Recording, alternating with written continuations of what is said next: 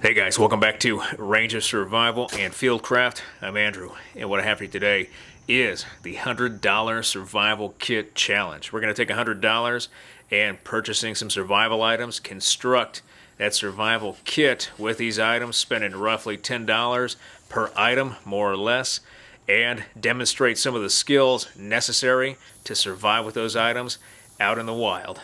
Stand by. Now, there are more than 10 items here, but I'll explain that as we go along. Our first item is going to be that survival knife, that Mora 510. It falls underneath our $10 requirement, high carbon steel, Scandi grind, and you can't go wrong with a Mora. Our next item is going to be a large ferro rod. We're only going to use one, so it's half the price. And for cordage, we're going to use 550 cord underneath $10 for 100 feet. For our container, a USGI Canteen and Canteen Cup, $11 at the surplus shop. And for our cover item, a heavy-duty Mylar tarp from SOL, a larger Mylar blanket that we can use and reuse. For an additional cutting item, we're going to go with a saw, just a cheap garden saw variety you can pick up at any lawn and garden store. For a headlamp or candling device, we're just going to get that flashlight, and this one has several different settings, the most important being that strobe for signaling. And then a roll of duct tape. What can't you do with duct tape? And then we're going to have 700 yards, 8-pound test, fishing line, the cheap variety. We're going to have some hooks. And then we're also going to include wire into this portion of the survival kit items. All of these items were under $10. And then a compass for land navigation. And then underneath it all is just a standard cotton shemagh. That completes the kit. It's important to note that the kit itself was actually under $100 before taxes. Any leftover money would have gone toward food for an emergency ration for the survival kit, but we're going to exclude food and demonstrate some techniques and skills to create food procuring devices for the field.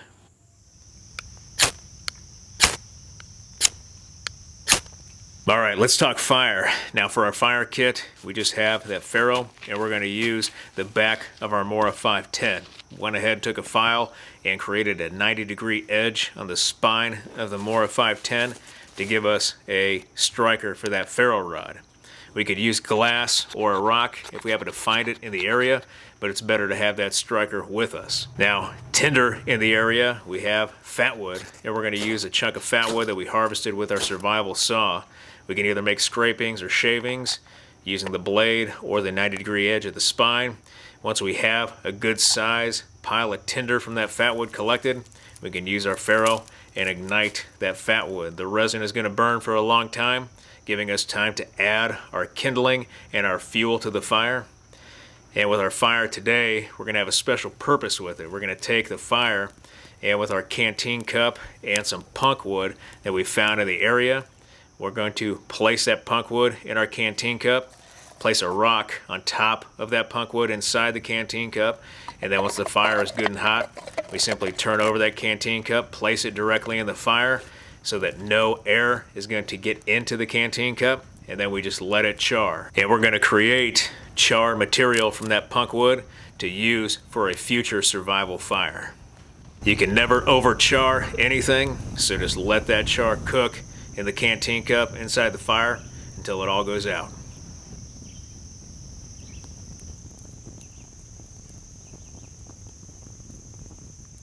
I wouldn't normally recommend pushing the dirt back over top of a hot fire, but we're going to let the char cook while I move on and complete other tasks for the video. We'll come back to this as soon as it's ready. Once everything's cooled down, we're going to start removing some of the dirt and find our canteen cup. We want to make sure to clear enough debris and dirt away from the canteen cup as possible to let it sit out and cool just a little bit longer. And then we can start testing the canteen cup to check for heat. We use the back of our hand first to make sure that it's not too hot. And if it's not too hot, we check with the front of our hand or our fingertips. If we can handle it with our hands, it is cool enough to take out of our fire pit and then turn over to access the char inside. It looks like most of our material charred successfully, and since we have a hard rock and our high carbon steel knife, that Mora 510, we're going to attempt to get a few of the sparks from the back of the knife onto that char material to ignite it, to test that punk char, to make sure it works for a future fire. Carrying around char material out in the wilderness without a waterproof container or some sort of safe container to protect that char material is a lesson you learn once. We're going to take that char material in our duct tape and create a char billfold to place all our material in, and then keep watertight to protect as we move out. Let's not forget one of the most important skills with any survival fire in our metal canteen, and that is purifying our water. We bring that water to a boil over our fire to make it safe to drink. Another thing we can do, speaking of duct tape again, is create a spare container to transport or collect more water to add to our kit. That way we're not running back and forth from the water source. In this case, a tape bucket. Now that we have all of our fire skills complete and our water skills done, let's move on to shelter. With shelter, we only have $10 for, again, not really a decent tarp, but still better than the worst tarp that we could possibly have. And we can use that tarp, because it is stronger than most Mylar blankets out there, for a hasty emergency shelter. In this area, we have a lot of saplings that are still growing. We can take a few of those, pull them over, tie them together, throw our tarp over top to create an emergency shelter very, very quickly to get under, stay warm and dry.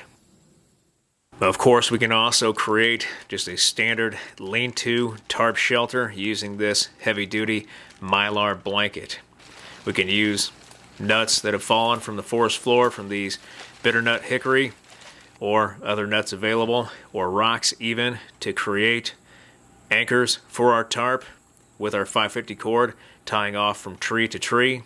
And then using the same technique, we can create anchor points for the bottom of our shelter, using our knife to carve tent stakes and then planting those into the ground with our 550 cord attached and a simple jam knot at each anchor point to secure the anchor point within our tarp. We simply construct our lean-to shelter, and then once it is ready, climb underneath, stay safe from the rain, stay warm with a fire out front if necessary, and our shelter is ready to go.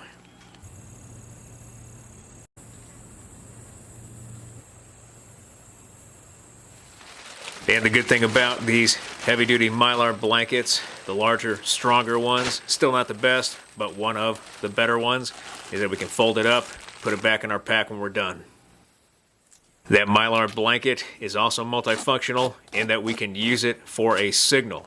We're going to fold it in half, green side in, to give us a 4 by 5 foot reflective surface area that we're going to create a signal with. We take out our duct tape and then create a giant X or a series of 3 X's to give us an emergency signal that we can deploy out in the sunlight toward the sky to alert search and rescue that may be looking for us.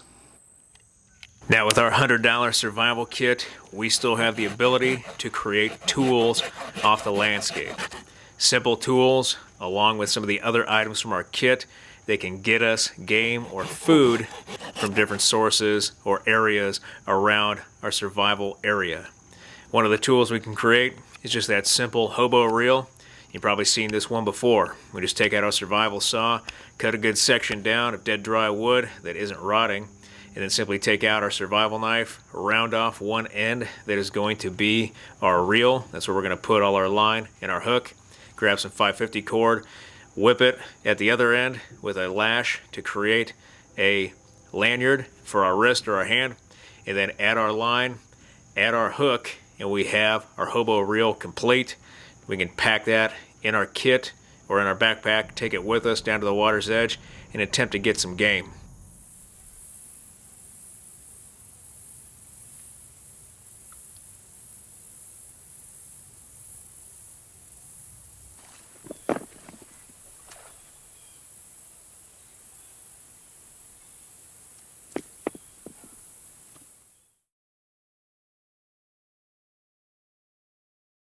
One of the skills that I like, one of my favorites that's in the field manuals and a lot of survival manuals, is creating a simple gill net.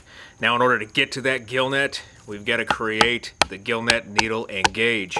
In order to do that, we've got to get our survival saw and our survival knife out and harvest the appropriate material to craft the needle and the gauge. We can use our saw to take down the appropriate material, and then using our small knife, we're not going to be able to baton all the way through this log safely, so we baton wedges. We use those wedges from the log itself to split it in half, and then once we have our smaller material, we split that in half for the beginnings of our gauge and needle.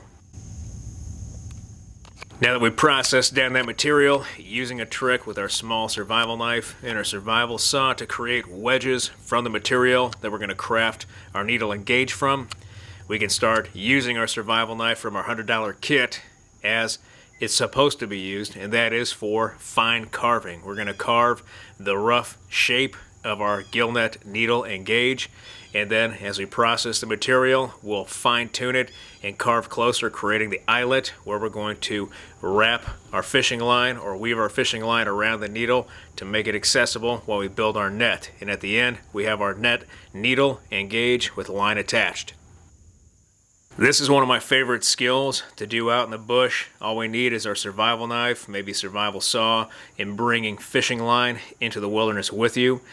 That way we replace a lot of the other things we may need to go after game or fish out of the water's edge. The simple gill net, needle, and gauge is an easy skill to learn. You can learn how to carve the set very easily and then bring fishing line in with you, weave it, and then understanding the knots and the weaving measurements, we can make a simple gill net very quickly.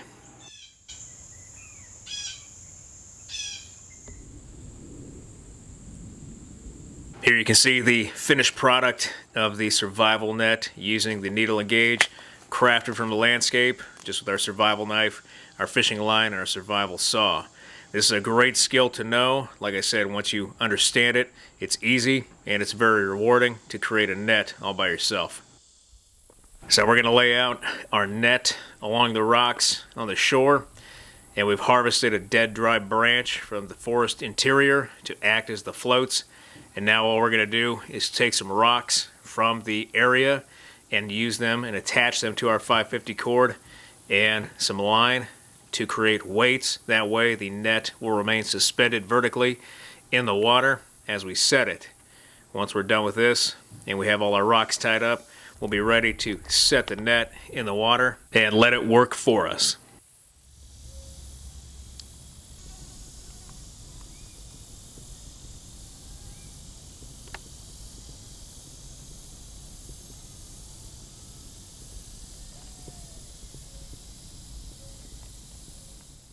Now that our net is ready, we just pick it up and move it along the shoreline to the point of the water where we're going to deploy that net.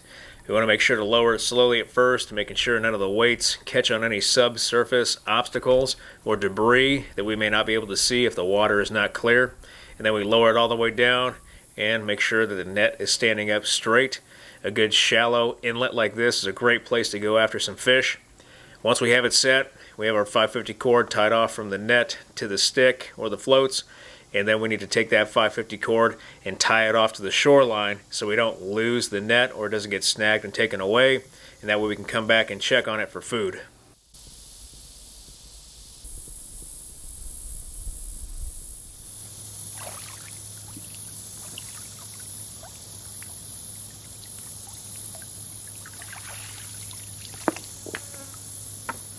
Nothing in the net this time, and that's just the way it goes in survival. You're not guaranteed, but you can try. With our picture hanging wire acting as snare wire for our kit, we can also create simple snares to go on the ground in the immediate area to go after animals after studying the environment and determining what animals are available to hunt or trap. We simply take our wire, we can create a simple snare, or in this case a self-locking snare, by taking the wire, rolling it around a twig twice, and then rotating that twig until the wire is locked. Break the twig, and then we have our wire. Put the other end through our self-locking snare, and we have our snare complete that we can set up with a funnel trap or on the ground to go after some game. Another tool at our disposal with our $100 survival kit using our shamag is creating a backpack or a bushcraft fanny pack with our shemagh. If we lose our backpack or we don't have our backpack for whatever reason and we have our gear still, or we just need to travel down to the water's edge and back to base camp and we don't want to carry that many things with us, we can use our shemagh to create a fanny pack, and all we have to do is take it, lay it flat out on the ground, throw our gear on top in a pile, and then simply roll our gear with the shemagh over until it's fully cocooned. We take that shemagh and then we can wrap it around our waist and then wear it as a fanny pack. We can also put it over one shoulder and wear it as a sling backpack and then travel through the woods easily enough with the gear we need for that time or for that task, and then return back to base camp. Too easy. Now for weapons, as part of our survival kit, we can still take our survival saw and our survival knife and harvest materials from the immediate area to create weapons for defense or weapons for hunting on land. One thing we can do is take a sapling and make a simple spear. We harvest that sapling with our survival saw, and then taking our survival knife from our $100 kit, simply carve down a fine point for that spear shaft. Now it's still green, but there is a way to make it hard without starting a fire. Now the way we can fire harden the tip of our wooden spear to make it strong enough to hunt on land or for defense at base camp while we're surviving with our $100 kit is by using friction instead of fire. We find a downed tree or log that is still somewhat whole and not rotted out, and then we take our survival knife and create a simple carve run into that log a few inches, and then we can take our spear and then using our spear kind of like a fire plow, we move the spear up and down that gouge that we created or that run, creating friction and eventually hardening that spear tip.